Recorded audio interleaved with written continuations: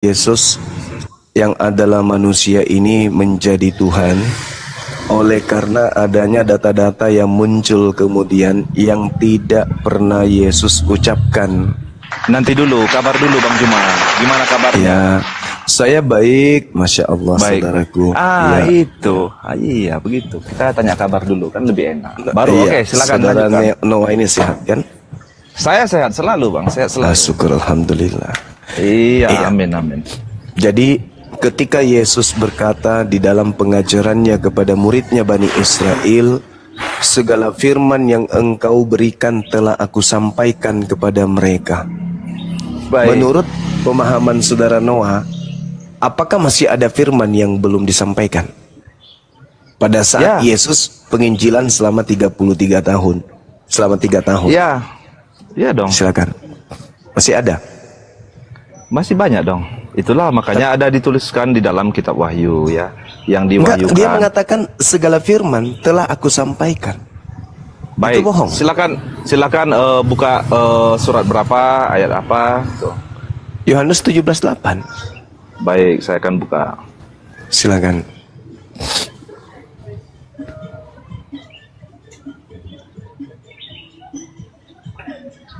Oke, coba dibaca Bang Juma.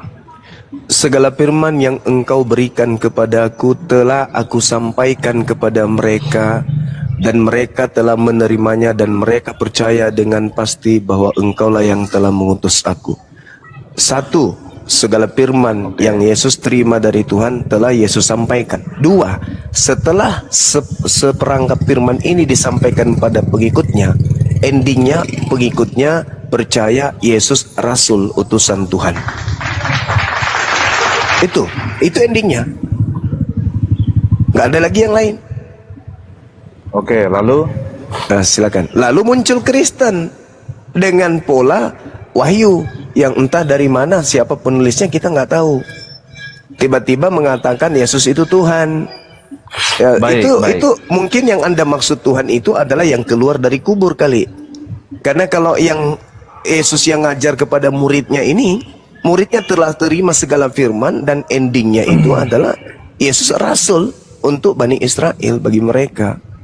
baik ya. Jadi saya tanggapi dulu yang Abang Zuma katakan bahwasanya Silakan. segala firman yang telah kau berikan kepadaku telah kusampaikan. Itu pernyataan Yesus ya. Jadi di Yohanes 16 ayat 12-13 ya. Itu judul perikopnya itu mengenai bertekun ya. Masih banyak hal yang harus kukatakan kepadamu, tetapi sekarang kamu belum dapat menanggungnya. Tetapi apabila ia datang, yaitu roh kebenaran, ia akan memimpin kamu ke dalam seluruh kebenaran. Sebab ia tidak akan berkata-kata dari dirinya sendiri, tetapi segala sesuatu yang didengarnya itulah yang akan dikatakannya, dan ia akan memberitakan kepadamu hal-hal yang akan datang. Makanya saya lari ke Wahyu. Silakan. Ya, makanya saya tetap lari ke Wahyu. Di Wahyu 1 ayat 1, baru ayat 17 dan ayat 18. Oke, silakan. Anda membawa Yohanes 16 ini. Ya. Yohanes 16 ini dikatakan oleh Yesus sendiri seorang penghibur, seorang penolong, roh kebenaran. Apakah itu Ya. Yesus? Ya, Atau pasti oknum dong. lain? Ya pasti dong Yesus roh kebenaran. Loh, coba Anda baca nomor 7-nya. Baik, di Yohanes 16 tadi ya. Iya, silakan. Oke. Baik.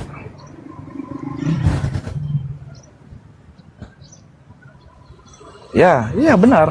Nah, siapa? Siapa yang Namun benar yang kukatakan ini kepadamu adalah lebih berguna bagi kamu jika aku pergi. Sebab jikalau aku tidak pergi, penghibur itu tidak akan datang kepadamu. Tetapi jikalau aku pergi, aku akan mengutus dia kepadamu. Jadi yang datang setelah Yesus pergi siapa? Maksudnya? Loh, kok pura-pura bingung? Enggak, maksudnya Anda yang datang membaca dalil. Yang datang setelah Yesus pergi. Aku harus pergi. Karena kalau aku tidak pergi, oknum itu tidak datang. Nah, siapa yang datang? Yang datang ya tetap Yesus. Lah, gimana logikamu? Baik. Di mana logikanya? Baik ya. Adalah lebih baik jika aku pergi, sebab kalau aku tidak pergi, oknum itu tidak datang. Maksudnya apa, Rek? Baik ya. Kenapa saya katakan yang datang itu adalah Yesus, ya kan? Loh, Anda mengatakan Yesus mengatakan orang lain. Gimana dong? Tidak ada di sini dikatakan Yesus mengatakan orang lain. Coba Anda teliti lagi, saya yang baca sekarang. Namun benar yang kau katakan ini kepadaku adalah lebih berguna bagimu jika aku Yesus pergi. Sebab jikalau aku tidak pergi, penghibur itu tidak akan datang kepadamu. Ya. Tetapi jikalau aku pergi, aku akan mengutus dia. Ya. Dia itu siapa? Iya, dia sendiri. Mama, otakmu rusak, kawan. Oh, jelas belum sekali. Jelas sekali di situ Yesus mengatakan dia, aku akan mengutus dia. Iya. Dan kalau ia datang, ia menginsafkan dunia akan dosa, kebenaran dan penghakiman. Akan dosa karena mereka tetap tidak percaya kepadaku. Akan kebenaran karena aku pergi kepada Bapa dan kamu tidak melihat aku lagi. Aku pergi kepada Bapa. Yang datang oknum lain. Siapa oknum lain? Tetapi apabila ia datang, yaitu roh kebenaran, ia akan memimpin kamu ke dalam seluruh kebenaran. Sebab ia tidak akan berkata-kata dari dirinya sendiri, tetapi segala sesuatu yang didengarnya itulah yang akan dikatakannya. Dan ia akan memberitakan kepadamu hal-hal yang akan datang. Dia, penolong lain ini, penghibur ini, roh kebenaran ini akan memuliakan aku. Oke, baik. Saya ikuti Bang Zuma. Ya, silakan. Oke. Jadi kalau dari asumsi Bang Zuma saja, siapa Kok ini? jadi saya asumsi? Ini dari asumsi Bang Zuma. Jadi bukan asumsi yang saya Abang bacakan ini ayat. Maksudnya Ya, yang jelas kita tunggu. Sebelum ke situ kita akui dulu. Ini bukan Yesus. Iya, makanya saya ingin mengikuti apa yang Bang Zuma sampaikan. Iya, tunggu dulu. Ini bukan Yesus dulu. Jangan ribet kemana-mana. Akui dulu bahwa yang datang setelah Yesus bukan Yesus. Betul? Oke, baik. Oke, kita ikuti ya. Oke. Berarti gugur Paulus ya? Baik, terserah. Kita ikuti. Gugur juga penulis kitab Wahyu ya? Kenapa gugur? Lah yang datang coba Anda baca ya, Wahyu 1 nomor 1. Inilah wahyu Yesus Kristus. Bukan Yesus lagi dong yang datang. Salah ente. Harusnya jadi dirubah. Siapa? Tunggu dulu. Harusnya dia rubah. Inilah wahyu dari roh kebenaran, dari sang penghibur, dari penolong lain yang dikaruniakan Allah kepadanya. Itu baru betul. Oke, siapa itu Bang? Apanya? Siapa roh penghibur itu? Ini nubuat kan? Ya, siapa roh penghibur itu? Ini tidak menyebut nama kan? Ya, harus menyebut nama dong. Namanya nubuat tidak nyebut nama. Tetapi siapa yang cocok dengan nubuat itu, itulah dia. Oke, siapa yang cocok dengan nubuat itu? Kalau saya terlepas dari saya Islam, satu-satunya agama yang memuliakan Yesus hanya Islam. Yahudi tidak, Hindu tidak, Buddha tidak, apalagi Kristen. Satu-satunya hanya umat Islam. Dan lagian ketika dikatakan seorang penolong di dalam Yohanes 14 nomor 16 jelas di situ. Aku akan minta kepada Bapa agar Bapa mengutus seorang penolong lain. Kalau Anda keberatan, saya mengatakan bahwa yang disebut di sana sebagai roh kebenaran adalah baginda Rasulullah Muhammad sallallahu alaihi wasallam. Sedangkan yang disebut dengan Roh Kudus adalah malaikat Jibril. Baik. Silakan. Jadi ini sih bukan soal kita terima atau tidak terima ya jawabannya. Pokoknya yang Abang Zuma jawab itu dari hati nurani Bang Zuma. Iya, yang jelas gugur Paulus dan teman-temannya. Silakan. Baik ya. Jadi di Yohanes 16 tadi ya, di ayat yang ke-14, ia akan memuliakan aku sebab ia akan memberitakan kepadamu apa yang diterimanya daripadaku. Segala sesuatu yang Bapa punya adalah aku punya. Sebab itu aku berkata, ia akan memberitakan kepadamu apa yang diterimanya daripadaku. Saya ingin bertanya kepada Bang Zuma. Yes. Sejak kapan Nabi Muhammad Iya. yang Anda anggap sebagai roh kebenaran Iya. yang dikatakan oleh Yesus menerima apa yang diterima oleh Yesus dari Bapa? Oke, baik. Dengarkan. Apa yang ada dalam diri Yesus itu bukan dari diri Yesus, betul? Baik. Tapi berasal dari Bapa yang mengutus dirinya, betul? Dari Bapa yang mengutus dirinya. Sekarang apa yang diuraikan oleh Bapa kepada Nabi Musa, kepada Yesus, kepada Nabi Muhammad, itu berasal dari hakikat yang satu, yaitu pencipta langit dan bumi. Baik. Yesus sendiri mengatakan di dalam Yohanes 3 nomor 34, siapapun yang diserahi tugas untuk menyampaikan firman, maka padanya Tuhan mengirim rohnya sampai tak terhingga. Oke. Oke? Ada Oke, lagi? terus? Iya, jadi satu-satunya kandidat hanya Nabi Muhammad, nggak ada yang lain. Baik. Silakan. Saya ikuti pernyataan Bang Zuma ya. Satu-satunya kandidat adalah Nabi Muhammad. Yes. Berarti Anda mengakui kitab Wahyu itu, Bang? Dengarkan saudara, saya tidak mengakui kitab Wahyu.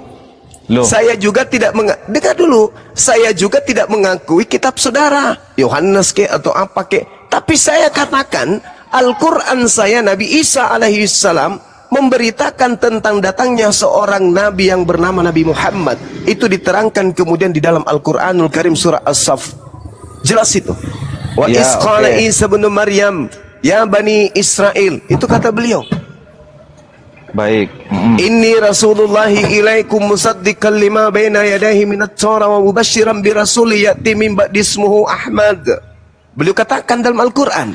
Ternyata setelah Indonesia merdeka, ada Bible beredar di tengah-tengah kita yang mengindikasikan kemudian ucapan-ucapan Yesus itu sendiri membongkar kalau akan datang seorang penolong lain setelahnya.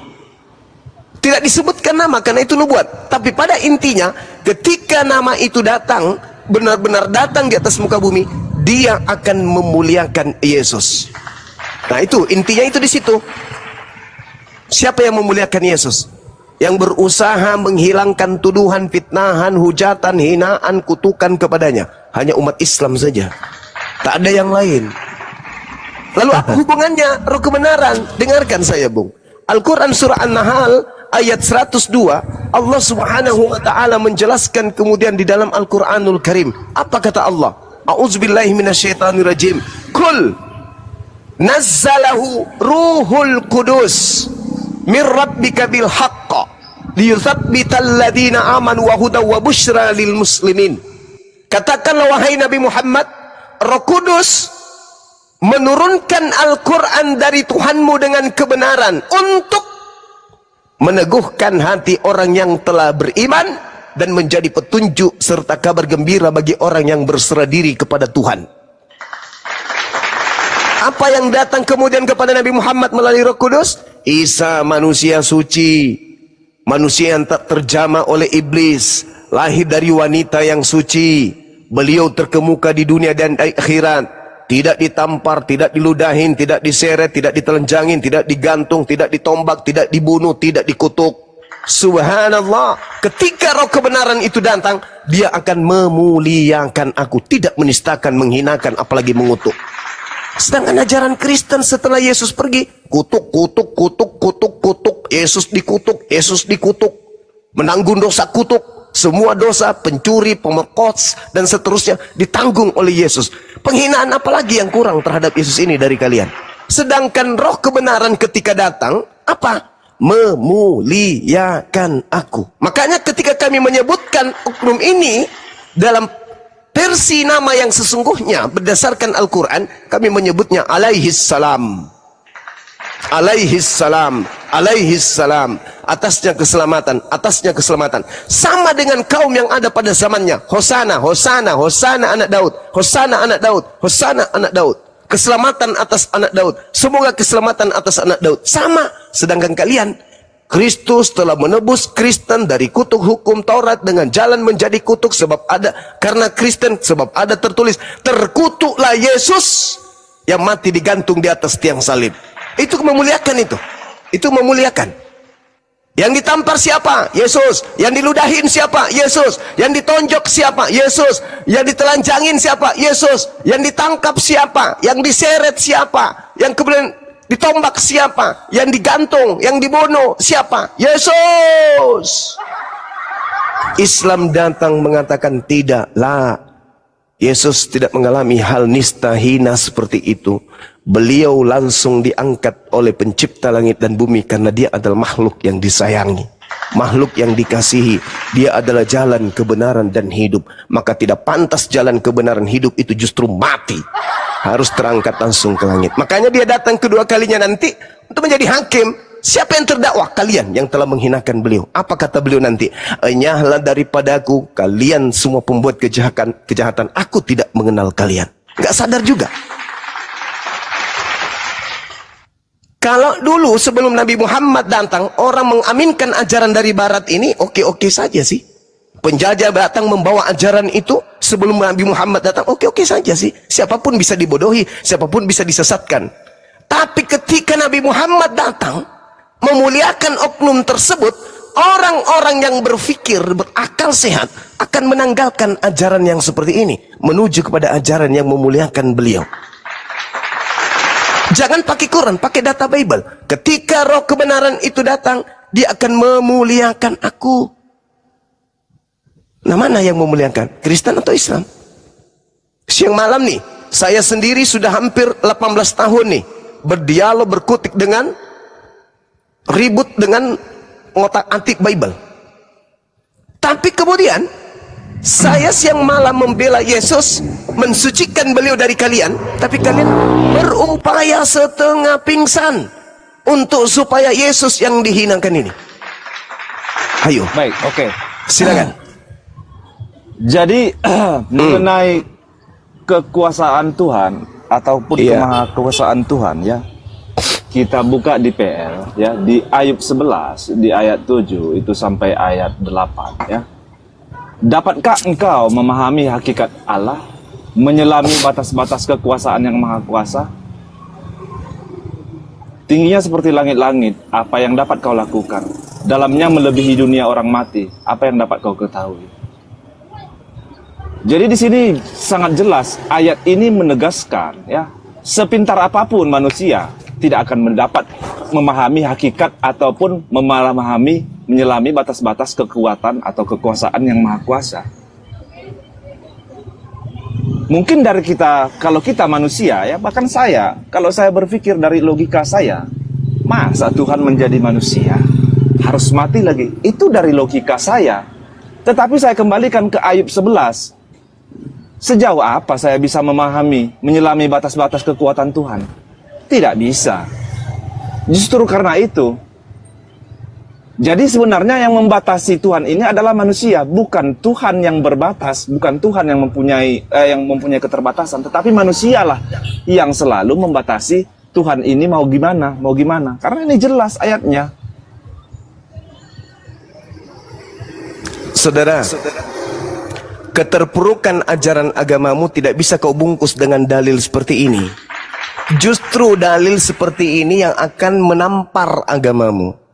Satu-satunya agama yang membatasi pencipta langit dan bumi itu agamamu. Agamamu yang menjelaskan Tuhan pencipta langit dan bumi mengosongkan diri, tidak mempertahankan ketuhanannya kecuali dia menjadi hamba. Anda membatasi agama Anda, membatasi Tuhan. Setelah dia menjadi hamba, dia menjadi manusia, dia tidak dapat berbuat apa-apa dari dirinya sendiri. Harusnya ketika Anda membawa data Ayub, dapatkah engkau memahami hakikat Allah, menyelami batas-batas kekuasaan yang maha kuasa, tingginya seperti langit, apa yang dapat kau lakukan? Dalamnya melebihi dunia orang mati, apa yang bisa kau ketahui? Lebih panjang daripada bumi ukurannya, dan lebih luas daripada samudra. Apabila ia lewat melakukan penangkapan, mengadakan pengadilan, siapa dapat menghalanginya? Karena ia mengenal penipu dan melihat kejahatan tanpa mengamat-amatinya. Jikalau orang dungu dapat mengerti, maka anak keledai liar pun dapat lahir sebagai manusia. Jika orang dungu dapat mengerti, Maka sekali lagi saya katakan, anak keledai liar pun dapat lahir sebagai manusia. Jikalau engkau ini menyediakan hatimu, jikalau engkau ini menadahkan tanganmu, jika engkau ini mengharapkan kepadanya, jikalau engkau menjauhkan kejahatan dalam tanganmu dan tidak membiarkan kecurangan dalam kemahmu, maka sesungguhnya engkau dapat mengangkat mukamu tanpa celah, dan engkau akan berdiri teguh dan tidak akan takut. Bahkan engkau akan melupakan kesusahanmu, hanya teringat seperti kepada air yang telah mengalir yang lalu. Kehidupanmu akan menjadi lebih cemerlang daripada siang hari, kegelapanmu akan menjadi terang seperti pagi hari. Engkau akan merasa aman sebab ada harapan, dan sesudah memeriksakan kiri kanan engkau akan pergi tidur dengan tentram. Jadi apa yang ditorehkan kemudian kitab Ayub 11 ini justru menampar agamamu. Tuhanmu itu apa? Bayi lahir di kandang binatang dalam palungan. Apa itu? Tuhan itu tidak bisa dicapai oleh penglihatan. Hakikat Tuhan tidak diselami batas-batasnya. Dia maha tinggi. Laisa kamislihi syai'. Kalau tidak percaya kepada Al-Quran, baca kitabnya orang Yahudi. 2 Samuel 7:22. Tuhan maha tinggi, tidak serupa dengan makhluk, tidak serupa dengan apapun. Lah kalau dia sudah serupa dengan apapun, Cak Ayu, maka dia dapat diselami batas-batasnya. Kekuasaan maha kuasanya itu hilang. Tingginya langit dapat terukur, dalamnya samudra bisa diukur. Kenapa? Karena dia sudah menjadi makhluk setara dengan manusia, setara dengan makhluk, setara dengan ciptaan. Ini menampar. Makanya orang Yahudi tertawa ketika kalian itu mencocok-cocokkan Tuhan kalian dari barat itu dengan pola keagamaan mereka. Baik ya. Silakan. Itu penyampaian yang sangat bagus ya, Bang Zuma. Semoga ya apa yang kita bicarakan ini bisa mengedukasi juga dan ilmu pembelajaran. Jadi tadi Bang Zuma mengatakan bahwasanya justru kami orang Kristen ini membatasi kekuasaan ataupun kemahakuasaan Tuhan. Kan saya sudah sampaikan di Ayub 11 itu ayat 7 ya, satu perikop lah saya katakan. Makan di situ ayat itu menegaskan, itu ayat pertanyaan, dapatkah manusia ini memahami hakikat Allah, menyelami batas-batas kekuasaan Tuhan? Itu sudah pasti jawabannya tidak dapat. Tidak dapat. Tidak dapat. Yes. Tidak dapat. Karena itu semua di luar akal kita. Oke, di kitab Bilangan, di kitab Ulangan, di kitab Samuel, dan di kitab-kitab lain, banyak memang ayat-ayat yang mengatakan, ya, berbunyi seperti ini, bahwasanya Tuhan itu tidak sama dengan apapun. Tuhan itu bukan manusia. Saya setuju dengan itu. Tetapi ketika saya membaca ayat 7 ini, apakah berarti yang di ayat 7 ini, penyampaian ini tidak benar? Karena kalau tidak benar, berarti kita bisa memahami hakikat Tuhan secara keseluruhan. Jangankan hakikat Tuhan, isi hati saya, manusia aja tidak tahu, apalagi mau hakikat Tuhan. Kan begitu. Kekuatan saya aja, manusia tidak bisa tahu kekuatan saya seperti apa, kekuatan Anda seperti apa. Kita sesama manusia loh, apalagi Tuhan. Jadi apakah tidak mungkin kalau Tuhan mau begini, mau begitu? Ya berarti Anda mau membatasi Tuhan. Tidak membatasi Tuhan. Karena sekarang Yesus terbatas nggak? Terbatas karena dia manusia. Nah itu dia. Makanya Tuhan tidak bisa kemudian diselami dengan makhluk. Anda mengatakan tidak bisa. Dapatkah engkau memahami hakikat Tuhan? Menyelami batas-batas yang maha kuasa? Tidak dapat. Tidak dapat. Jadi kalau Anda beranggapan karena tidak dapatnya sehingga dia jadi manusia, kalau begitu Anda boleh mengatakan bahwa bom-bom itu adalah Tuhan. Wah, kenapa? Bom-bom jadi bom-bom.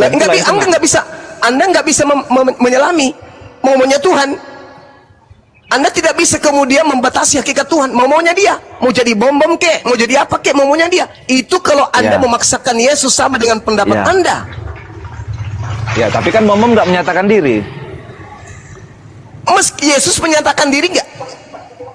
Ya, menyatakan diri dong. Apa dia mengatakan? Apa yang dikatakan? Banyak ayat-ayat ya, walaupun silakan. Ya baik, Silakan. banyak ayat-ayat di dalam Injil ya. Injil Matius, Markus, Lukas, Yohanes ya. Iya, silakan. Yesus itu berkata seperti ini. Iya. Akulah jalan kebenaran dan hidup. Tidak ada yang sampai kepada Bapa kalau tidak melalui aku. Ya, baru aku ada di dalam Bapa, Bapa ada di dalam aku. Jadi sebagai kita manusia, ya 1000 kali utusan pun dia, 1000 kali orang yang disayangi oleh Tuhan pun Yesus ini, ketika dia mengatakan Bapa ada di dalam dia, berarti itu menyetarakan Bapa dengan dia. Nah, itu pemahaman saudara. Memang benar, bukan pemahaman. Ini dari bahasa Indonesia yang baik dan benar loh. Oke, baik. Oke. Kalau saya mengatakan Yesus ada di dalam aku ada di dalam Yesus, bisa enggak Anda pahami itu?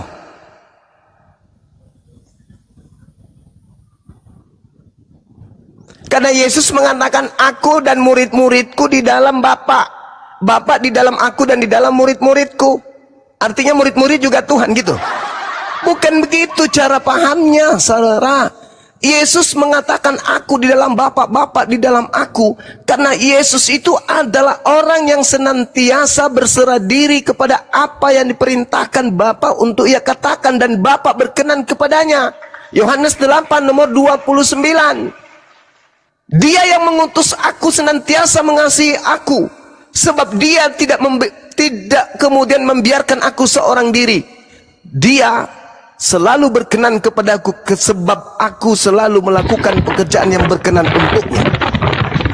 Jangan ngamuk Bang Arif. Santai Bang Arif, santai. Bang Arif santai Bang Arif. Bang Arif santai Bang, santai. Istighfar. Apa itu? Bang Arif lagi jatuh dari lantai 3. Istighfar Bang Arif. Ya, begitu saudara. Jadi Yesus itu mengatakan aku dan Bapa itu dua, tidak membuat aku seorang diri. Yohanes 8 nomor 15, 16, 17, 18. Engkau menghakimi manusia, aku tidak menghakimi manusia. Tetapi jikalau aku menghakimi, penghakimanku itu benar. Sebab aku tidak seorang diri. Aku tidak seorang diri. Ada yang menyertai aku. Siapa? Tuhanku yang menyertai aku. Tidak membiarkan aku seorang diri. Bukankah dalam kitab Tauratmu dikatakan 2 saksi adalah sah? Akulah yang bersaksi tentang diriku 1, dan Bapa yang bersaksi tentang aku 2. Aku dan Bapa adalah 2. Aku di dalam Bapa, Bapa di dalam aku. Apa maksudnya? Yesus utusan Tuhan yang tidak melawan Tuhan. Yesus selalu menjalankan apa yang Tuhan inginkan. Baca Yohanes 14 nomor 31. Apa perintah Yesus? Dunia harus tahu bahwa aku senantiasa melakukan apa yang berkenan, bahwa aku senantiasa mengasihi Bapa, bahwa aku senantiasa melakukan apa yang berkenan berdasarkan atas apa yang diperintahkan kepadaku. Yesus mengatakan itu. Dunia harus tahu aku adalah seorang Muslim yang selalu berserah diri kepada perintahnya. Diperintahkan A, aku A. Perintahkan B, aku B. Perintahkan C, aku C. Aku tidak pernah membangkang. Tidak seperti Paulus. Bapak mengajarkan ini, dia mengajarkan itu, membantah semua ajaran Bapak. Beda. Maka sekali lagi kita kembali kepada tema saudara. Adalah lebih baik jikalau aku pergi. Sebab jikalau aku tidak pergi, roh kebenaran itu tidak akan datang. Dan kalau dia sudah datang, maka dia akan mengajarkan segala sesuatu tentang keadilan, pengisapan dunia akan dosa, dan dia akan memuliakan aku. Satu-satunya komunitas di atas muka bumi ini yang memuliakan Nabiullah, Rasulullah yang lahir tanpa ayah di tengah-tengah Bani Israel, hamba Allah yang diberi hikmat Injil, hanyalah umat Islam. Orang Yahudi pun sampai hari ini jangankan memuliakan, mengenalnya aja kagak. Hindu, Buddha kagak, ateis kagak. Kristen ini kelompok yang nyamar-nyamar. Mulutnya mengasihi, tapi pada praktiknya sangat anti terhadap Yesus. Yesus mengajarkan satu Tuhan, anti Kristen. Harus 3 Tuhan. Yesus mengajarkan endingnya dia adalah utusan Tuhan, anti Kristen. Kristen mengajarkan Yesus itu Tuhan itu juga. Yesus mengajarkan satu-satunya Tuhan adalah yang mengutusnya. Kristen anti terhadap konsep itu. Kristen melantik Yesus sehakikat dengan Tuhan. Berarti bukan satu-satunya. Yesus mengajarkan lebih mudah langit dan bumi lenyap daripada hukum Taurat itu batal. Anti Kristen itu. Kristen lebih suka kepada pengajaran Paulus. Semua ajaran Tuhan Torah itu dibatalkan dengan darah Yesus. Yesus mengajarkan mempersembahkan kurban hewan seperti yang diperintahkan oleh Nabi Musa, Matius 8 nomor 4. Kristen anti terhadap kurban hewan. Dia maunya yang kurban itu Tuhannya sendiri. Yesus mengajarkan menguduskan hari Sabtu. Kristen anti terhadap itu. Mereka maunya hari Minggu. Jadi Kristen itu adalah anti Yesus. Tetapi mereka mengaku mengikuti Yesus. Itu juga tidak salah. Kristen ini memang adalah pengikut Yesus. Saya mengaminkan itu. Tetapi Yesus yang diikuti adalah yang palsu. Yang datang kepada padang gurun. Sedangkan Yesus berkata, jika ada orang berkata kepadamu ada Yesus di padang gurun, jangan kau percaya. Itu perintah Yesus. Tapi ketika ada Paulus si Nabi Kristus ini, nabinya Yesus, dia datang mengajarkan aku adalah rasul bertemu dengan Yesus di padang gurun. Justru dipercaya oleh para anti Yesus. Jadi saya simpulkan, roh kebenaran yang datang tidak lain dan tidak bukan adalah baginda Rasulullah Muhammad SAW. Nabi Muhammad tidak punya kepentingan, Bung. Nabi Muhammad tidak punya keperluan. Nabi Muhammad kemudian tidak punya keuntungan di situ. Ketika dia melontarkan lisannya tentang sosok Nabi yang datang, mulia, mulia, atasnya keselamatan, atasnya kemuliaan. Tidak ada kepentingan Nabi Muhammad. Ajarannya Islam, sempurna kepada kaumnya, orang-orang Arab, kepada seluruh manusia. Ngapain dia sindir-sindir kemudian Yesus? Nggak ada keuntungan di situ. Tapi karena dia utusan Allah yang maha melihat, maka dia harus menyampaikan itu. Dia harus menyampaikan. Dan Yesus pun karena utusan yang maha melihat, maka Yesus pun harus menyatakan itu. Dia akan datang. Dan ketika ia datang, dia akan memuliakan aku. Jadi setelah Yesus terangkat, yang datang oknum lain dari dirinya. Nanti dia datang kedua kalinya pada saat kiamat sudah dekat. Jadi yang datang setelah Yesus harus oknum lain. Yang pertama ada dua yang datang setelah Yesus. Yang pertama Yesus palsu, yang kedua adalah roh kebenaran. Kami bukan pengikut Yesus, kalian pengikut Yesus. Pertanyaannya, Yesus yang mana yang kalian ikuti? Kalau Yesus anak Israel, anak Yehuda, anak Maria, anak Yusuf, ending pengajarannya kudu wajib diimani kalau dia itu utusan Tuhan untuk Bani Israel. Itu wajib. Yohanes 17 nomor 3. Hidup kekal itu adalah mereka mengenal Yesus yang engkau utus. Wajib itu. Sedangkan yang kalian ikuti ini Yesus lain. Yesus yang Anda setarakan dengan Tuhan. Yesus yang kalian lantik, yang Paulus lantik jadi Tuhan. Itu yang kalian ikuti. Makanya kalian disebut Kristen. Itu yang... Silakan. Ya. Saya sudah bisa menyimak apa yang Abang Zuma sampaikan. Bahwasanya kami ini adalah pengikut Yesus yang lain gitu.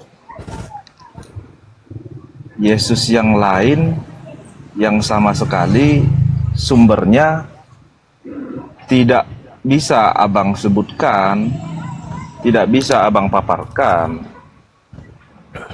Dan kami ini tidak mengikuti hukum atau aturan yang diberikan oleh Yesus kepada kami. Bagaimana abang bisa mengklaim ini? Oke. Boleh saya jelaskan? Ya, silakan Bang, silakan.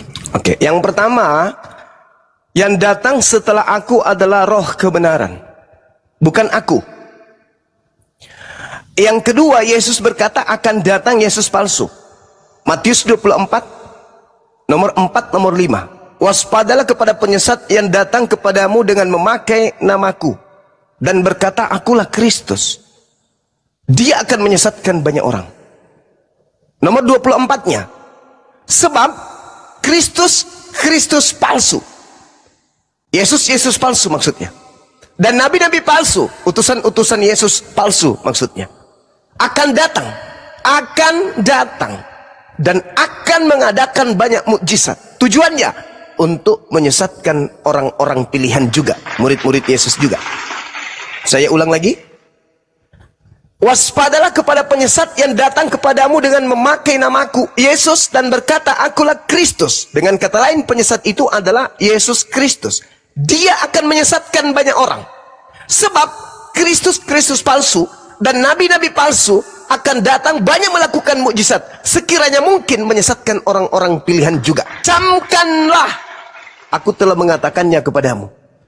Jadi apabila ada orang berkata ada Yesus, ada Kristus, ada Mesias di padang gurun, ente jangan percaya. Atau dia berkata ada Yesus, ada Kristus, ada Mesias dalam bilik rahasia, jangan kamu pergi ke situ. Jangan kamu percaya. Sebab sama seperti kilat yang menyambar dari timur sampai ke barat, demikianlah kelak cahayanya akan datang ketika anak manusia itu datang, ketika aku yang datang. Ketika aku yang datang, kata Yesus, maka tanda ini akan menyertai. Nomor 30-nya. Matahari menjadi gelap, bulan tak bercahaya, bintang berjatuhan, kuasa langit akan bergoncang, akan nampak di tengah langit anak manusia. Manusia di bumi akan meratap semuanya, dan seluruh manusia di atas muka bumi akan melihatku. Itu tanda kalau yang datang itu aku. Kalau itu tidak ada, hanya suara di padang gurun, hanya suara dalam bilik rahasia, jangan kamu percaya, itu bukan aku, itu penyesat yang datang memakai namaku dan berkata akulah Kristus. Jangan kamu percaya. Sekarang ketika Paulus tiba-tiba saja mengaku, siapakah engkau Tuhan? Akulah Yesus yang kau aniaya. Murid sudah dipesan, jangan kau percaya, jangan kau percaya, jangan kau percaya. Tapi orang Kristen memilih dan memilih enggak untuk tidak percaya dan percaya? Enggak, tidak ada pilihan bagi Kristen. Apa itu? Percaya yang datang kepada Paulus adalah Yesus Kristus, titik. Apapun ajarannya, apapun perintahnya, apapun suruhannya, telan mentah-mentah, jangan kamu tolak. Makanya nanti di hari terakhir kalian datang tuh, oh ini ya yang namanya Yesus. Ya Allah ya Karim, sudah lama kali kami menyembahmu loh. Ternyata kamu yang namanya Yesus. Yesus kaget. Hah? Apa? Kamu menyembahku? Kau memanggilku Tuhan?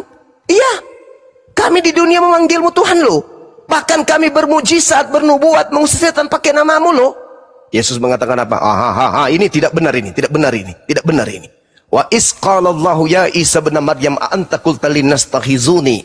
Wahai Isa, apakah engkau yang mengajarkan orang-orang cupu ini menuhankan dirimu selain daripada aku? Qala subhanaka ma yakunu li an aqula ma laysa li bihaq. Maha suci engkau ya Allah, aku tidak pernah mengajarkan, aku tidak pernah mengatakan apa yang bukan hakku aku katakan. Ma qultu lahum illa ma amartani bi. Aku hanya mengajarkan kepada muridku, pengikutku Bani Israel, ani abdullah rabbi wa rabbakum. Sembahlah Tuhanku dan Tuhanmu, hanya kepada dia saja engkau berbakti. Itu ajaranku. Orang-orang ini aku tidak pernah mengajarkan mereka untuk menuhankan diriku. Toh aku sampaikan aku hanya untuk Bani Israel. Ini mereka bukan Bani Israel ya Rabb. Mereka ini entah dari mana datangnya. Enyahlah daripadaku, engkau semua adalah pembuat kejahatan, aku tidak mengenal kalian. Jadi yang kalian ikuti ini siapa? Kristus palsu, makanya kalian diusir. Sebenarnya Yesus yang asli ini hanya untuk Bani Israel saja. Kalian tidak ngeri gitu? Setelah diusir, kemudian dia datang jadi hakim. Apa ente pada mikir Yesus datang menjadi hakim di akhir zaman itu, yang dihakimi siapa? Ayo, umat Islam mau dihakiminya, apa urusannya? Hindu Buddha mau dihakimi, apa urusannya? Yang dihakiminya itu adalah diutus ke bumi untuk mengadili orang-orang yang menuhankannya, yang mempermalukannya di hadapan Tuhannya. Siang malam beliau kemudian menyembah, ibadah, sujud, berdoa, puasa. Menderita dia ketika datang sebagai nabi di tengah Bani Israel, mengajak Bani Israel menerima dirinya sebagai utusan Tuhan. Dan setelah dia terangkat ajarannya diobok-obok, malah dia dilantik, ditinggikan menjadi Tuhan. Maka dia turun kemudian marah semarah-marahnya. Enyahlah daripadaku, kalian adalah pembuat kejahatan. Dia turun menjadi hakim bagi kalian. Itu, saudara. Yang menghakimi ini, ya silakan. Oke, jangan kepanjangan Bang. Isap rokok dulu Silakan. atau ngopi dulu ya. Iya, langsung aja dipotong kalau Anda mau bicara, silakan. Oh gitu, oke baik ya. Jadi dari pernyataan-pernyataan Bang Zuma ini ya, walaupun mengutip ayat Bible, tapi prasangka Bang Zuma ini sangat lari gitu ya, bahwasanya kami ini menyembah Yesus yang tidak kami kenal, menyembah Yesus yang palsu, bukan Yesus yang seperti yang diberitakan ya, yang bahwasanya ya yang Yesus sebenarnya adalah Yesus yang tidak disalibkan melainkan diselamatkan atau diangkat oleh Sang Pencipta langit dan bumi ke sorga, lalu datang kembali ke dunia untuk menghakimi orang yang hidup dan yang mati. Jadi di dalam Matius 28 di ayat 19, karena tadi abang mengatakan bahwasanya Yesus ini hanya untuk orang Bani Israel. Baik, memang itu kenyataan yang benar. Tetapi karena bangsa Israel menolak mentah-mentah, karena mereka tidak mengharapkan kedatangan Yesus, mereka harapkan adalah seorang raja yang bisa membebaskan mereka dari penjajahan Romawi atau Yunani kuno pada zaman itu. Makanya mereka menolak mentah-mentah kedatangan Yesus ini, sehingga Yesus menyatakan di Matius 28 ayat 19 kepada murid-muridnya, karena itu pergilah, jadikanlah semua bangsa muridku, dan baptislah mereka di dalam nama Bapa, Anak, dan Roh Kudus. Jadi kalau ini disandingkan ya dengan kepercayaan abang, karena ini mengenai kebangkitan setelah dia berbicara setelah dia bangkit dari kematian. Ini tidak sinkron dengan pemahaman yang ada di dalam agama Islam, karena agama Islam meyakini bahwasanya Yesus itu atau Isa itu tidak mati. Kan begitu. Ini tadi lagi abang sampaikan bahwasanya kitab kami atau Bible atau Taurat gitu ya, itu tidak sepenuhnya atau memang tidak abang akui sebagai kitab Taurat atau kitab Injil sebelum adanya kitab Quran yang diakui oleh Al-Quran, yang diakui oleh Islam. Benar kan Bang? Gimana Bang Zuma? Gimana? Ini kitab kami ya, kitab yang kami gunakan sekarang. Iya. Apakah ini benar? Tidak benar, isinya ini tidak ada kebenaran. Oke, saya jawab boleh? Benar. Oke, saya jawab boleh? Kitab Anda ini dikatakan Coba, oleh Al-Quran, kitab ya ahlal kitab lima talbisun al-haqqa bil batil. Wahai ahli kitab, mengapa engkau mencampur adukkan antara yang hak dan yang batil? Jadi kitab Anda ini adalah hasil daripada yang hak dan batil ini dicampur kemudian. Yang kedua, kedudukan kitab Anda ini di mata saya hanya surat kabar, karena ditulis oleh pewarta, bukan ditulis oleh nabi. Dia hanya pewarta, kalaupun nabi palsu. Jadi kalau dikatakan apakah Anda percaya? Saya percaya ini adalah pemberitaan wartawan. Tapi untuk duduk level sebagai kalam ilahi tidak bisa. Untuk duduk sebagai sabda Yesus yang akurat juga tidak bisa. Karena tidak ada data berantai yang kemudian membuktikan kalau ini adalah ucapan Yesus. Tak ada. Tidak ada ucapan yang berantai yang mengatakan ini yang menjadi sumbernya adalah mulut Yesus itu sendiri. Tak ada. Gelap. Jadi nggak sampai kepada level firman Tuhan dan tidak sampai pada level sabda Yesus yang sahih. Itu saudara. Jadi kalau Anda mengatakan bahwa kenapa bertentangan, tidak bertentangan. Anda yang tidak memahami Bible, Anda yang tidak memahami surat kabar ini, Anda membacanya hanya serampangan. Yang Anda baca yang hanya menyenangkan hati Anda, yang hanya meningkatkan keyakinan kepercayaan Anda tidak mengulitinya secara netral. Saya netral, Bung. Saya pakai akal. Lepas dari keislaman saya, mengkaji untuk mencari keburukan. Tidak. Saya mempelajarinya sebagai surat kabar, bukan firman Tuhan. Saya kasih data kepada saudara. Kisah para rasul ini dituliskan oleh hasil penyelidikan orang yang bernama Lukas. Kita harus menghargai toh, karena ini karya ilmiah, hasil penyelidikan, jeripaya seseorang untuk menyusun berita. Orang yang cinta ilmu harus berterima kasih kepada Lukas. Tapi sayang, kalau ini disusupkan kemudian ke dalam otak Bang Suma untuk diimani sebagai firman Tuhan, maaf saja. Saya tidak akan pernah percaya itu, karena ini hanya karya. Kita lihat, walaupun karya, unsur kebenaran pasti ada di dalamnya. Selayaknya skripsi karya ilmiah, unsur kebenaran di dalamnya tentu ada. Tapi sebenar-benarnya skripsi, sesahih-sahihnya, sepalit-palitnya skripsi atau tesis, tidak akan sampai kepada level firman Tuhan. Yakin dan percaya itu. Mari saya buktikan kepada saudara. Di dalam kisah para rasul, data nomor 31 jelas dikatakan, sabar. Karena itu ia telah melihat ke depan dan telah berbicara tentang kenaikan Mesias, bukan kebangkitan, ya. Itu hanya dipelintir oleh terjemah. Kenaikan Mesias. Ketika ia mengatakan bahwa dia tidak ditinggalkan di dunia orang mati dan bahwa dagingnya tidak akan mengalami kebinasaan. Dagingnya tidak akan mengalami kematian. Ini karya ilmiah, harus dihargai. Yesus ini dikatakan dia tidak ditinggalkan di alam kubur dan bahwa dagingnya tidak mengalami kematian, tidak menjadi mayat. Yesus inilah yang dibangkitkan Allah, dan tentang hal itu kami semua adalah saksi. Ini dibangkitkan di sini, dinaikkan. Bukan bangkit dalam bahasa Yunani zoa. Zao itu bangkit. Kalau dia ini bukan zao. Sehingga ketika dikatakan bahwasanya dan sesudah dia ditinggikan oleh tangan kanan Allah, sekarang pertanyaan saya, yang meninggikan Yesus Kristus, yang Anda percayai menjadi tumbal dosa kalian itu, tangan kanan Allah atau tentara Romawi? Itu kuncinya. Apakah tentara Romawi ini adalah tangan kanan Allah?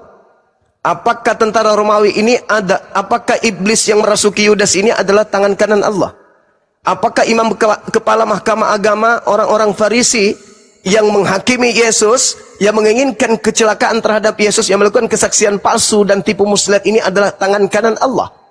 Atau jangan-jangan sesudah dia ditinggikan oleh tangan Allah dan menerima Roh Kudus yang dijanjikan itu, maka dicurahkannya apa yang kamu lihat dan kamu dengar di sini. Artinya antara yang dinaikkan, ditinggikan oleh anak manusia, oleh tangan manusia, dan oleh tangan Allah itu berbeda. Yesus tidak ditinggalkan di kubur. Yesus, mayat tubuhnya tidak menjadi mayat, tapi seketika dia ditinggikan oleh tangan kanan Allah, yaitu malaikat. Berarti yang membusuk di kubur 3 hari 3 malam, yang masuk di alam kubur dan yang kemudian tubuhnya menjadi mayat, itu siapa? Apakah dia yang diterehkan dalam kisah para rasul 2 ini? Tentu oknum yang berbeda. Kalau Anda membaca sedikit lagi, kalau Anda membaca Yohanes 8, Bung, nomor 28, kita lihat, ini yang ditinggikan adalah anak manusia. Apabila kamu, di situ ada kata kamu. Kamu di sini adalah orang Roma dan orang Yahudi. Apabila kamu telah meninggikan anak manusia, barulah kamu tahu bahwa akulah dia, dan bahwa aku tidak berbuat apa-apa dari diriku sendiri, tetapi aku berbicara tentang hal-hal sebagaimana diajarkan Bapa kepadaku. Sekali lagi saya katakan, apabila kamu meninggikan anak manusia, barulah kamu tahu bahwa akulah dia, dan bahwa aku tidak berbuat apa-apa dari diriku sendiri, tetapi aku berbicara tentang hal-hal sebagaimana diajarkan Bapa kepadaku. Kamu meninggikan manusia, dengan tangan kanan Tuhan meninggikan Yesus, itu adalah berbeda. Jadi kamu yang meninggikan manusia, meninggikan Yudas, dan Tuhan, tangan kanan Tuhan meninggikan Yesus, itu adalah berbeda. Kalau anak manusia meninggikan berarti salib. Kalau tangan kanan Tuhan yang meninggikan berarti malaikat mengangkat Yesus ke langit, sebagaimana yang dinubuatkan di dalam Mazmur 91 Tuhan akan mengutus malaikatnya untuk menatang Yesus di tangannya agar kaki Yesus itu tidak terantuk kepada batu. Begitu Yesus dicobai di Matius 4, iblis datang. Kalau engkau anak Allah, engkau anak Tuhan, jatuhkan dirimu, sebab ada tertulis tentang engkau.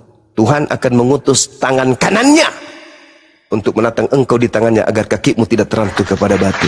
Di dalam Kisah Para Rasul 2, Yesus tidak ditinggalkan di kubur. Yesus dagingnya tidak mengalami kematian. Yesus diangkat, ditinggikan oleh tangan kanan Allah. Jadi yang kamu sembah, yang keluar dari kubur, itu adalah anak manusia. Yudas bukan anak kucing, Yudas bukan anak malaikat, tapi Yudas adalah anak manusia. Ente menyembah anak manusia Yudas. Demikian, silakan. Baik ya, di surat Matius ya dan di surat lainnya itu mengenai kematian Yudas itu sangat jelas bahwasanya Yudas itu mati menggantung diri atau mati bunuh diri lah ya. Sementara yang Anda katakan tadi itu Bang Zuma mengenai yang Yesus itu tidak mati disalib melainkan diangkat Tuhan, dinaikkan ke sorga gitu ya, lalu akan datang di hari penghakiman ya, pada hari kiamat untuk menghakimi manusia. Saya mau kasih tunjuk data karena tadi abang mengatakan bahwasanya kitab kami ini bukanlah firman tetapi kabar berita yang disusun oleh wartawan. Saya hargai itu perkataan yang sangat bagus. Tetapi saya punya sesuatu ya, sesuatu yang ingin saya tunjukkan kepada Bang Zuma. Di dalam Al-Quran itu sama sekali tidak ada nama Yudas Iskariot ataupun menyinggung tentang 12 murid. Tetapi di An-Nisa 157 ya, di ayatnya, di bahasa Arabnya, baik di terjemahannya, itu tidak ada nama Yudas Iskariot. Tetapi di tafsirannya, kenapa ada nama Yudas Iskariot dan ada nama 12 orang dari salah seorang murid? Ini sangat membingungkan. Karena apa? Karena Anda mengatakan ini hanya kabar, bukan firman. Tetapi ini sumber yang terpercaya, sangat terpercaya. Ya, dari lembaga kitab, dari lembaga terpercaya, diakui pemerintah kita, negara Republik Indonesia. Tafsiran ini dipakai, digunakan, bahkan tersebar luas ya, secara online tersebar luas. Jadi ini gimana gitu? Kalau ini bukan kebenaran, kenapa ini digunakan? Apakah hanya ini digunakan untuk melakukan pembenaran saja di dalam Al-Quran? Karena Al-Quran tidak pernah menyinggung nama Yudas Iskariot. Harusnya Al-Quran tidak punya sumber lain, karena tidak menganggap kitab yang sekarang ini Injil yang sebenarnya. Tidak boleh. Kalau ada memang Injil yang sebenarnya, bukan Injil yang sekarang ini yang sebenarnya, ada yang Anda katakan memang betul-betul Injil, ya silakan ditunjukkan gitu. Tapi kalau tidak bisa, berarti Injil yang sekarang ini adalah Injil yang sebenarnya karena dikutip di dalam tafsiran. Dan ini harus ditegaskan, kalau memang ini salah, kalau memang ini tidak benar, tafsiran ini tidak boleh seperti ini, karena ini namanya pembodohan. Namanya ini mencocok logi gitu. Ini namanya pembodohan. Harusnya tidak boleh menyinggung nama Yudas Iskariot di dalam sini. Oke, silakan. Ya, baik. Tafsir itu adalah, kalau kita memahami tafsir itu perkiraan. Dikira. Tafsir.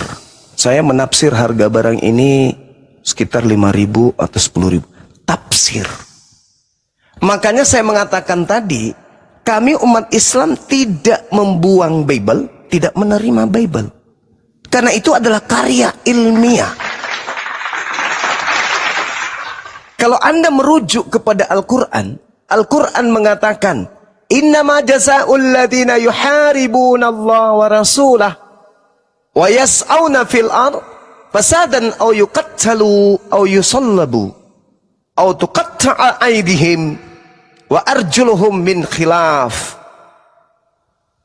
Hukuman bagi orang yang memerangi Allah memerangi rasulnya, utusannya, dan membuat kerusakan di bumi, hanyalah dibunuh dan disalib. Tafsir, ketika kemudian, ini yang sering saya katakan, jangankan Departemen Agama, saya sebagai apologet pun mentafsirkan hal yang sama. Tafsir yang memusuhi Rasul Isa alaihi salam, siapa? Yudas. Tak ada yang salah dengan tafsir itu. Al-Quran yang menghantarkan kami menuju kepada itu, bukan dibuat-buat. Yang dikutuk di sana berdasarkan Ulangan 27 nomor 25 adalah pemakan suap. Yudas makan suap. Tidak salah dengan tafsir itu. Baik, saya kan berkata sesuai dengan pernyataan Bang Zuma bahwasanya Injil atau Bible yang kami akui sebagai Injil sekarang, Bible itu bukan firman, tetapi hanya kabar yang disusun Tafsir oleh juga bukan firman. disusun Tafsir oleh itu bukan firman wartawan-wartawan. Tuhan. Baik, Tafsir bukan firman Tuhan. tafsir itu bukan firman Tuhan, tetapi Yes. ya tafsiran itu, ya tafsiran mengenai Yudas Iskariot itu mengenai secara eksplisit ayat An-Nisa 157. Betul. Baik. Benar sekali. Jadi kalau tafsir itu kira-kira, Abang bilang tadi itu hanya kira-kira, berarti itu tidak akurat.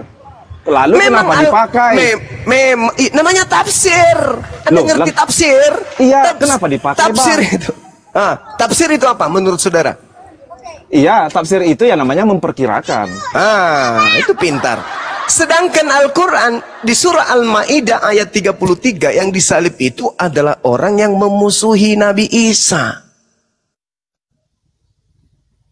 Sekarang kalau Anda mengatakan Yudasnya bunuh diri sehingga tafsir ini keliru, kitabmu yang membuka aibnya sendiri. Baik. Di dalam baik, ya. dengarkan. Oke, di dalam Bang. kisah Pak, di dalam kisah para Rasul 1 nomor 18-19. Yudas ini telah membeli sebidang tanah. Yudas telah membeli sebidang tanah dari upah kejahatannya. Dia membeli, lalu ia jatuh tertelungkup dan perutnya terbelah sehingga semua isi perutnya tertumpah. Hal itu diketahui oleh semua penduduk Yerusalem, sehingga tanah itu mereka sebut dalam bahasa mereka sendiri Hakal Dama, artinya tanah darah. Ingat sekali lagi, Yudas beli tanah. Setelah beli tanah baru bunuh diri. Yang beli tanah Yudas sendiri, lalu bunuh diri. Tanahnya sudah dibeli oleh Yudas itu sendiri, lalu dibeli, lalu bunuh diri. Lihat kontradiksinya, kontraversi di dalam Matius 27 nomor 5. Maka Yudas melemparkan uang perak itu di dalam bait suci, lalu pergi dari situ dan menggantungkan diri. Dia tidak beli tanah. Nomor 6, imam-imam kepala memungut uang yang dilemparkan oleh Yudas tadi, lalu sesudah itu mereka berunding untuk membeli tanah dari uang yang dilemparkan Yudas. Saya ulang. Baik, saya sudah mengerti. Saya sudah Matius 27, Yudas tidak beli tanah, dia melemparkan duit lalu bunuh diri. Iya. Imam yang beli tanah. Di kisah para Rasul, Yudas sendiri yang beli tanah, tidak ada imam di sana, tidak ada melemparkan uang di sana, dia Baik. bunuh diri. Saya sudah mengerti. Dua jadi sumber yang salah ini ya, nggak bisa dijadikan sebagai pedoman. Ini dua sumber di dalam Alkitab yang sama ya. Ini yang Ya. apa? Satu yang dari Matius, satu yang dari mengenai surat Paulus ya. Jadi ini mengenai prasangka dan praduga. Ya. Kita melihat endingnya. Kita melihat endingnya bahwasanya Yudas itu benar-benar mati karena bunuh diri. Jadi mengenai prasangka itu sama seperti misalnya ada kecelakaan ya di jalan. Ini ada beberapa saksi nih. Nanti saksi A pasti bilang, "Oh, tadi itu langgar trotoar." Yang satu lagi tadi, "Oh, tadi diserempet bis di sana." Yang satu lagi, "Oh, tadi itu laka tunggal masuk ke dalam itu parit," katanya. Itu pasti berbeda. Prasangka dan duga, tetapi endingnya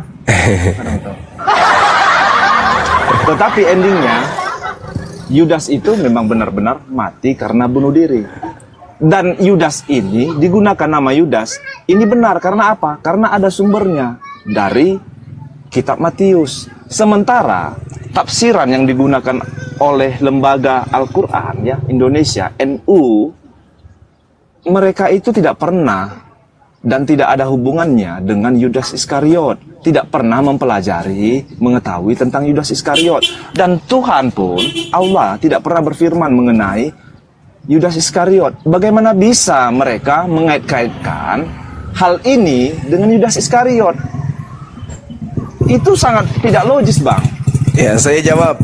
Saya jawab lagi. Saya ulang lagi jawaban saya. Itu tidak logis, Bang. Saya jawab lagi, ya. Al-Quran tidak mengatakan siapa yang menggantikan Nabi Isa. Oke, ditafsirkan kemudian yang menggantikan Nabi Isa itu Yudas. Referensinya apa? Bible. Salah. Tafsiran itu nggak salah. Karena kenapa? Saya sebagai umat Islam memang mengatakan berdasarkan Bible yang disalib itu Yudas. Anda mengatakan tadi, sabar dulu. Anda mengatakan tadi endingnya. Oke. Mungkin Anda mengatakan Yudas bunuh diri berdasarkan Kisah Para Rasul 1. Kemudian yang berdasarkan Matius 27 bunuh diri. Oke. Tapi cerita yang mengelilingi itu sudah kontradiksi. Maka karya ilmiah seperti ini tertolak demi keilmuan. Tidak bisa. Yang satu mengatakan Yudas Yudas beli tanah lalu bunuh diri. Yang satu mengatakan Yudas bunuh diri, yang beli tanah adalah imam. Yang mana yang mau dipercaya di antara kedua berita bohong ini? Sama-sama bunuh diri, oke. Tapi cerita yang mengelilingi tragedi itu sudah kontradiksi, kontroversi. Tidak bisa dijadikan sebagai sandaran. Nah sekarang kalau begitu, kita masuk ke tafsir. Tafsir siapa? Tafsirnya Matius 25 nomor 27 nomor 5. Jangan Quran. Tafsirnya Bible. Di dalam catatan full dikatakan di dalam Matius 27 nomor 5. Matius mengatakan bahwa Yudas menggantung diri. Di dalam Kisah Para Rasul 1:18 mencatat bahwa ia tewas karena jatuh. Barangkali yang dilakukan Yudas ini adalah menjatuhkan diri di atas sebuah tonggak yang telah diruncingkan. Titik. Keterangan Matius 27 nomor 5 adalah mati dengan menggantungkan diri pada masa itu hanya dilakukan dengan cara disalibkan. Pertanyaan saya, apakah boleh dikategorikan orang yang disalibkan orang lain itu bunuh diri atau dibunuh? Ya dibunuh. Dibunuh, berarti bukan bunuh diri. Keterangan dari catatan full Matius 27 nomor 5, Yudas itu disalibkan atau disulakan. Baik, bukan ya. Bunuh diri. Jadi saya sudah berbicara tentang Alkitab ya. Kesana kesini gitu ya, dengan teman-teman juga sharing-sharing. Jadi saya selalu mengingatkan teman-teman Kristen ya, bahwasanya jangan coba-coba berbicara mengenai kekristenan itu di luar daripada konteks teks ya yang ada di dalam Alkitab. Jadi yang Anda paparkan itu tadi adalah mengenai Alkitab Sabda. Di dalam kekristenan ataupun di dalam Alkitab itu tidak ada tafsiran. Yang membuat Alkitab Sabda itulah yang menafsirkan. Untuk apa? Untuk kepentingan semata. Demi urusan uang. Itu sudah pasti. Karena tidak ada Alkitab mengatakan seperti itu. Kan begitu. Kita tetap harus kembalikan ke sumber utamanya. Ada dua sumber. Mengenai yang ditulis oleh Paulus. Mengenai yang ditulis oleh di Injil Matius. Ada dua sumber. Tapi tidak ada mengatakan seperti itu. Gantung diri dan disalibkan itu sangat jauh berbeda, Bang. Gantung diri ya, kita sama-sama tahu ini bahasa Indonesia. Gantung diri dan disalibkan itu jauh sekali. Itu tafsir. Itu tafsir Matius 27 nomor 5. Bagaimana kalau ucapan Yesus sendiri yang mengatakan bahwa bukan dia yang disalib? Boleh nggak saya sajikan datanya? Yesus Kan, sendiri Abang, mengatakan, silakan. oke. Dengarkan Silakan, kita baik. saling mengedukasi di sini. Iya, silakan. Iya. Di dalam Matius 17 nomor 23, Yesus berkata, mereka akan membunuh dia dan bangkit pada hari ketiga. Yesus berkata, mereka akan membunuh dia. Dia di sini siapa? Ya, Itu satu. Yesus. Itu satu. Hah? Matius 17 kan? Iya. Nomor 23. Baik, Matius 17 ayat 23. Ya. Saya baca. Iya. Silakan Anda baca. Anda yang baca, jangan saya. Ya, dan mereka akan membunuh dia, dan pada hari ketiga ia akan dibangkitkan. Oke. Maka hati murid-muridnya itu pun sedih sekali. Oke. Oke. Jadi saya sudah membuktikan kepada saudara pengakuan Yesus sendiri yang mengatakan hal tersebut. Yang kedua, Matius 20 nomor 18. Yesus berkata, 20:18. Bentar. Yesus berkata, sekarang kita pergi ke Yerusalem dan anak manusia akan diserahkan kepada imam-imam dan mereka akan menjatuhi dia hukuman mati. Oke. Ketiga, Ketiga. Matius 20 nomor 28. Yesus berkata, sama seperti anak manusia datang bukan untuk dilayani, melainkan melayani dan untuk memberikan nyawa dia bagi orang banyak. Oke. Markus 9 nomor 31. Yesus berkata, anak manusia akan diserahkan kepada manusia dan mereka akan membunuh dia. Oke. Markus 10 nomor 33. Yesus berkata, mereka akan menyerahkan dia. Oke, baik, tidak usah banyak-banyak ya. Sabar, sekali Karena lagi. Oke, Lukas silakan. 18 nomor 33. Yesus berkata, mereka menyesat dan membunuh dia.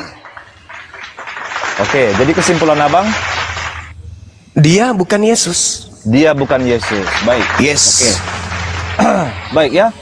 Dari apa yang Abang paparkan tadi ya, yang paling utama sekali di Matius 28 tadi, di Matius 18 tadi, Enggak ada mengenai Matius 18. ada Yang mana? Matius 17, sorry Yes. ya. Di Matius 17 tadi, bahwasanya di ayat berapa tadi ya? Saya lupa. 23. Ya, di ayat 23. Dan mereka akan membunuh dia. Oke, dia ini siapa menurut Bang Zuma? Dia siapa lagi? Anak Siapa? manusia yang Ya, dinubuatkan untuk celaka. Yudas. Yudas. Oke, Yes. kita lanjutkan membaca ayatnya ya. Ya, dan mereka akan membunuh Yudas ya. Kata dia ini saya ganti dengan nama Yudas ya. Dan Oke. mereka akan membunuh Yudas. Dan pada hari ketiga Yudas akan dibangkitkan. Coba, di mana Yudas dibangkitkan? Oke, yang keluar dari kubur, kepada aku telah diberi kuasa. Sekarang Coba, pertanyaan saya, Di mana sekarang Yudas dibangkitkan? Ingat Bung, ingat, dengarkan, duduk pelan-pelan, dengarkan saya. Di Lukas 4 nomor 6, Yesus diberi kuasa di bumi oleh iblis. Yesus terima enggak?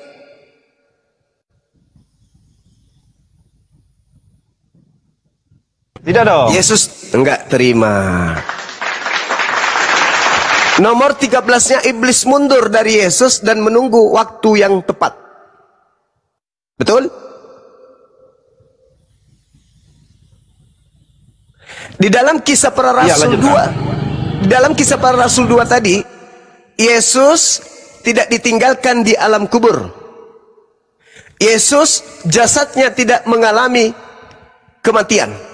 Ingat itu? Ingat itu pelan-pelan. Kemudian ada yang dikuburkan keluar dari hari ketiga dari kubur. Yesus memberikan bangkit hari ketiga itu adalah tanda untuk angkatan jahat. Matius 12 nomor 38 sampai nomor 40. Angkatan jahat ini minta satu tanda, dan tidak akan diberikan satu tanda pun kepada angkatan jahat selain anak manusia keluar dari kubur pada hari ketiga. Itu tanda untuk angkatan jahat. Sekarang ketika ada orang yang keluar dari kubur lalu berkata, kepadaku telah diberi kuasa, pergilah kepada bangsa-bangsa, jadikanlah mereka menjadi muridku. Pertanyaan saya, Siapa dan dari mana kuasa yang diterima oknum ini? Ingat, Yesus tadi menolak kuasa itu. Yesus tidak menerima kuasa itu. Ada yang keluar dari kubur mengaku, kepadaku telah diberi kuasa. Siapa sang pemberi kuasa dan siapa yang menerima kuasa ini? Sampai Yesus mengatakan, waspada, waspada, waspada. Akan datang penyesat dengan memakai namaku dan berkata, akulah Yesus Kristus. Siapa yang keluar dari kubur ini? Ayo, silakan. Yesus tidak mengalami kematian. Yesus tidak ditinggal di kubur. Tapi dia diangkat, ditinggikan oleh tangan kanan Allah. Siapa yang masuk di alam kubur ini? Yang keluar pada hari ketiga. Yang tanda untuk angkatan jahat. Baik ya, memang Ya, sangat disayangkan sekali ya. Bang Zuma ini sebenarnya dari segi pembacaan ya, ataupun pengingat di dalam pikiran Bang Zuma, saya senang gitu, bagus. Bang Zuma termasuk orang yang bisa mengingat ayat-ayat di dalam Bible walaupun tidak begitu tepat gitu, tapi poinnya kena gitu ya. Cuman masalah pemahaman Bang Zuma itu kurang pas. Kenapa saya katakan kurang pas? Karena bertentangan imanmu. Bukan bertentangan dengan iman. Tapi karena sudah jelas ya dikatakan di situ bahwasanya yang mati itu adalah Yesus. Yang bangkit pada hari ketiga itu adalah Yesus. Karena yang dikuburkan itu adalah memang Yesus. Tetapi ada ayatnya kan mengatakan bahwasanya Yesus itu setelah dia menampakkan diri kepada murid-muridnya di hari ketiga itu, mereka heran. Karena apa heran? Yesus ini seperti tidak, tubuhnya seperti tidak mengalami kematian. Padahal yang mereka lihat, Yesus ini sudah dicambuk. Yesus ini sudah dipukul sampai berdarah-darah, sampai koyak-koyak kulitnya. Tetapi kok bisa utuh kembali? Nah, kan begitu. Itu yang Abang Zuma katakan, kan gitu. Iya. Makanya abang menyatakan bahwasanya Yesus ini tidak mengalami kematian. Ya, terus ada lagi sebelum saya terangkan? Oke. Justru karena itu ya, yang bangkit itu Yesus. Siapa Yesus? Dia yang berkuasa di sorga, di bumi dan di sorga. Makanya dia tidak mengalami seperti kita yang mati busuk gitu. Dia tetap utuh, dia tetap kekal, dia tetap abadi. Padahal tadi dalilnya tidak mengalami kematian. Jasadnya tidak mengalami kematian. Jasadnya tidak ditinggal di alam kubur. Dia diangkat langsung oleh tangan kanan Allah. Malaikat langsung mengangkatnya. Sedangkan Yesus berkata, Yohanes 14:30, tidak banyak lagi aku berkata-kata dengan kamu. Artinya bukan dia lagi yang keliling 40 hari itu, bukan dia. Tidak banyak lagi aku berkata-kata dengan kamu, sebab penguasa dunia ini datang. Penguasa dunia ini datang. Dan penguasa dunia ini, yaitu iblis, tidak sedikit pun berkuasa atas diriku. Kalau Yesus menerima kuasa, berarti iblis berkuasa atas dirinya. Yesus dibawa ke gunung yang tinggi. Iblis berkata, segala kemegahan dan kemuliaan dunia akan kuberikan kepadamu, Yesus, jika engkau menyembah aku. Yesus terima? Enggak. Artinya iblis tidak berkuasa atas dirinya. Maka yang menerima kuasa dari iblis bukan Yesus. Anda mengatakan datang dia muncul, diperlihatkan diri dalam Lukas 24, Salam alaihim. Murid-muridnya kaget dan ketakutan. Sebab apa? Sebab mengira melihat hantu. Kalau Yesus mengajarkan kepada muridnya bangkit hari ketiga, maka muridnya akan berlarian memeluk gurunya.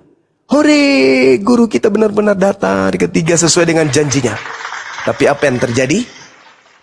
Kaget dan ketakutan sebab mengira melihat hantu. Sebenarnya yang mereka lihat itu sudah bukan Yesus, tapi orang yang kemudian yang dikatakan oleh Yesus sebagai anak manusia. Yesus sendiri sudah di langit. Yang datang kepada muridnya ini yang dinubuatkan, waspadalah kepada penyesat yang datang kepadamu dengan memakai namaku dan berkata, akulah Kristus. Waspada. Dia akan menyesatkan banyak orang. Inilah dia yang datang. Dan apa kata Matius 24 nomor 24? Dia juga akan menyesatkan orang-orang pilihan, murid-murid pilihan. Berarti Yesus palsu ini datang kepada murid yang asli, yang ke-12 orang ini. Matius 24 nomor 24, Kristus palsu akan datang kepada murid pilihan. Berarti yang datang ini murid pilihan. Anda coba lihat di dalam Yohanes 12 nomor 31. Sekarang berlangsung penghakiman atas dunia ini. Sekarang juga penguasa dunia ini, iblis, akan dilemparkan keluar. Keluar dari mana? Exo dalam bahasa Yunani, keluar dari mana? Keluar dari mana? Tanda Yunus dimasukkan ke alam kubur. Di dalam Yesaya 14 nomor 12, 13, 14, 15, ketika iblis naik ke langit ingin menyetarai Tuhan, dia malah dilemparkan ke alam kubur, masuk ke dalam kubur. Kata Yesus, sekarang berlangsung penghakiman atas dunia, sekarang juga penguasa dunia ini akan dilemparkan keluar. Keluar dari mana? Keluar dari Eden? Tidak mungkin. Di Eden sudah dilemparkan lebih dulu sejak zaman Adam. Satu-satunya adalah dilemparkan dari kubur. Keluar dari kubur, lalu menggunakan orang yang menyetarai dengan Yesus. Orang yang menggantikan Yesus yang dikira mati, inilah yang dipakai oleh iblis untuk keluar dari kubur.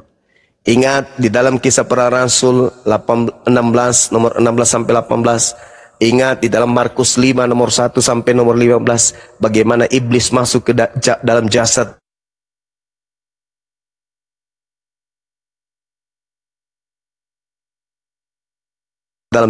yang keluar pada hari ketiga, iblisnya sudah ada di dalam. Itu bukan Yesus yang keluar dari kubur. Karena dia sudah mengatakan, kepadaku telah diberi kuasa. Pergilah ke seluruh bangsa, jadikanlah seluruh bangsa menjadi muridku. Sedangkan Yesus berpesan, Matius 10 nomor 5 nomor 6. Yesus berpesan kepada kedua belas muridnya agar jangan ke bangsa lain, tetapi pergilah kepada domba-domba yang sesat dari umat Israel. Bahkan Yesus dengan mulutnya kepada orang Kanaan yang datang minta anaknya disembuhkan. Tidak pantas roti yang disediakan untuk Bani Israel diberikan kepada anjing. Kata wanita itu betul, tapi bukankah anjing makan sampah dari meja tuannya? Yesus mengatakan, besar imanmu, ente memang anjing, ente memang pemakan sampah. Silakan sesuai dengan apa yang engkau inginkan, anakmu sembuh. Baik ya. Jadi, ya, silakan. Jadi ini saya rasa terakhir dulu ya tanggahan saya, karena saya mau jemput anak sekolah ini, Bang. Silakan. Jadi ya di Yohanes 20 ya mengenai Yesus menampakkan diri kepada murid-muridnya. Ini ada satu, Yesus menampakkan diri kepada salah seorang murid Yesus ya, yaitu Thomas. Tetapi Thomas, seorang dari ke-12 murid itu yang disebut Didimus, tidak ada bersama-sama mereka ketika Yesus datang ke murid-murid yang lain. Maka kata murid-murid yang lain kepadanya, Thomas, kami telah melihat Tuhan. Tetapi Thomas berkata kepada mereka, sebelum aku melihat bekas paku pada tangannya, dan sebelum aku mencucukkan jariku ke dalam bekas paku itu, dan mencucukkan tanganku ke dalam lambungnya, sekali-sekali aku tidak akan pernah percaya. 8 hari kemudian murid-murid Yesus berada kembali dalam rumah itu, bersama-sama dengan mereka sementara pintu-pintu terkunci. Yesus datang dan ia berdiri di tengah-tengah mereka dan berkata, damai sejahtera bagi kamu. Kemudian ia berkata kepada Thomas, Thomas, taruhlah jarimu di sini dan lihatlah tanganku. Ulurkanlah tanganmu dan cucukkan ke dalam lambungku, dan jangan